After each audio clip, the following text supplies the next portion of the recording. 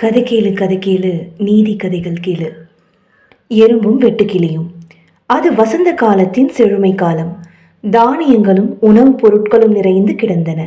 எறும்புகள் அவசர அவசரமாக உணவு துகள்களையும் தானிய விதைகளையும் இழுத்து கொண்டு தங்கள் புற்றுக்குள் செல்வதும் வருவதுமாய் இருந்தன. அதை கண்ட வெட்டுக்கிளி ஒன்று கேலியாய் பாடி நகைத்தது. அட முட்டாள்களே, இப்பொழுதே ஏன் கஷ்டப்படுகிறீர்கள் என்றபடி ஆடியது. காலம் ஓடியது.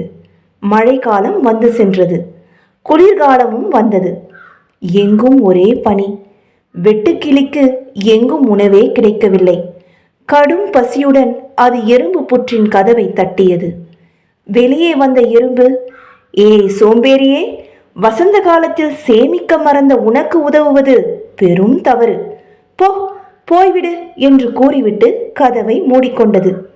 சோம்பேறி வெட்டுக்கிளி உணவு கிடைக்காமல் அலைந்தது. நீதி: நாளைய தேவைக்கு இன்றே சேமிக்க வேண்டும். ஆம், நாளைய தேவைக்கு இன்றே சேமிக்க வேண்டும். அது பணமாக இருந்தாலும் சரி, உணவாக இருந்தாலும் சரி. சேமிப்பு என்பது மிக சிறந்த பழக்கம்.